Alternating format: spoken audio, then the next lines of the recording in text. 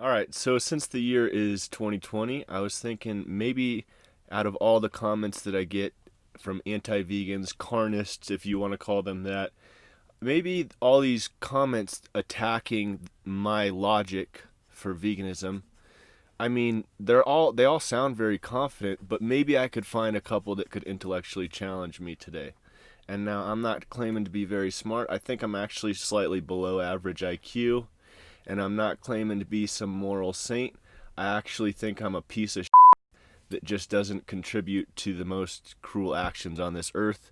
But somebody as critical as me, it doesn't excuse me from being a piece of shit. I think I'm also a piece of shit. I just think meat eaters are a bigger piece of shit. And the problem with it is most of them don't even realize that they're also a piece of shit. So let's dive into these piece of shits and see what they have to offer for our intellectual expansion. Sick of people only gaining moral consciousness late in life, after contributing to the slaughter of animals for most of their life! Exclamation mark. What's your excuse, bro? Question mark. Now, I find this comment very ironic as somebody that I am 26 years old now, so I haven't, if I live an average lifespan, I haven't lived most of my life yet, so to tell me that I've been eating meat for most of my life in the big picture isn't going to turn out to be true if I live an average lifespan. Now, on top of that, 6 years ago, before I went vegan at 20 years old, up until that point, I didn't have any excuse to be vegan. Like I said at this beginning of this video, I'm not claiming to be a moral saint. I used to bash people's face in for fun, like for psychological relief. I'm not a saint here. Like, I don't have saint desires. Sometimes I desire to inflict suffering on others. Now, these days I do not do that to any humans, but that's beyond the point. The point here is that the slaughter of animals, as soon as I realized it was unnecessary, is when I quit contributing to the slaughter of animals. And from my perspective, now I know that this person likes to classify all vegans as having all the same beliefs, but that's quite contrary to the actual truth here. There's vegans of all different political, religious, different belief systems. Some are more logical, some are more emotional, these type of things. Personalities all over the board in the vegan community. The only thing vegans have in common is once we recognize it is unnecessary to cause animal suffering, we stop contributing to unnecessary suffering of animals wherever we are conscious of it. Now, he has a problem with people gaining moral consciousness later in life. So here's my attack on that logic here, and I'm sure you can see my lights buzzing out, and it's annoying as fuck in the video. But anyways, his argument is that he doesn't like that people gain moral consciousness later in life. Well, first of all, humans don't have the capacity for empathy until they reach a certain age. Like, we aren't born at 1 day old, and we're able to just look at somebody and empathize with their suffering and even understand. Like, if you're born and you're seeing a dog being beaten, you're not even going to understand what is going on. So it's like it takes a certain level of growth to even be able to adapt the ability for empathy. And without empathy, how can one have the ability to desire to not cause one suffering so that they would adopt a moral compass? Hence the whole reason of morals, to not cause anyone unnecessary suffering. That's the whole purpose of morals in a moral abiding society. That's why humans abide by morals. That's the reason humans have not blown up this earth already and we all are not extinct, is because we have morals.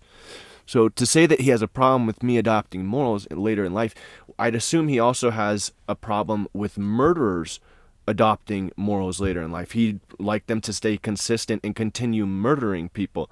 Rapists should stay consistent with their past immoral actions and continue raping people, even though some of these people can change completely and become people capable of empathy.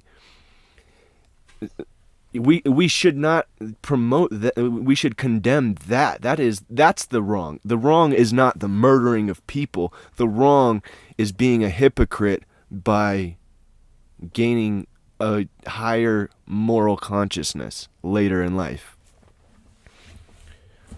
So, great comment, bro. Let's move on to your next one, man.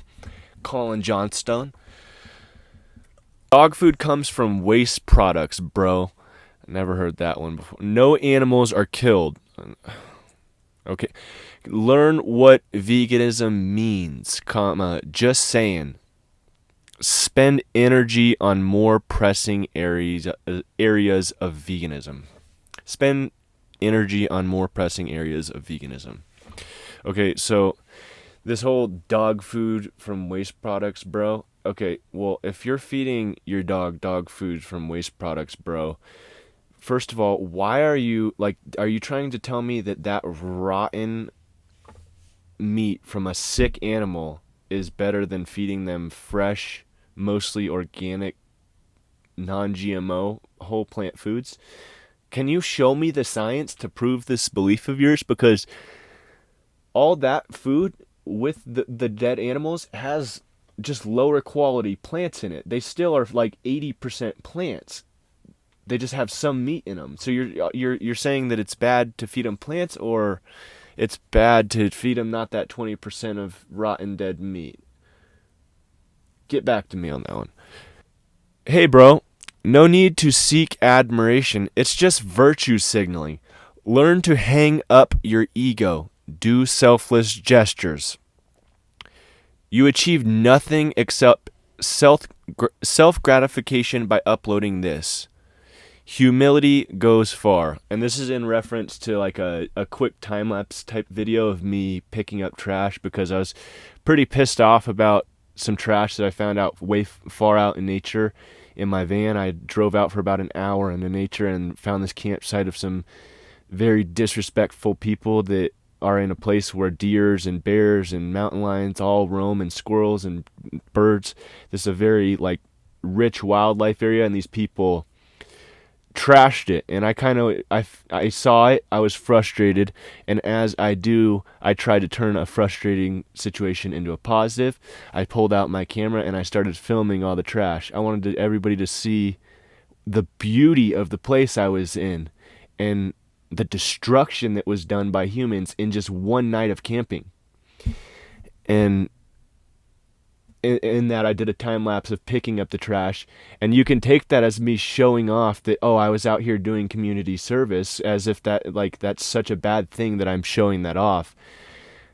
Arguably neutral thing, if anything, but the value in it that I was hoping for people to see is how much work it took me to clean up after these fuckers, because this trash had spread from the wind, blowing around everywhere. If they would have picked up their trash, it would have been as simple as using it and putting it in a trash bag, but instead I had to go out there and pick it up all individually, spread out across this piece of the peak of this mountain, and put it in a trash bag and take it off that mountain and drive it an hour back into the city and throw it in a dumpster.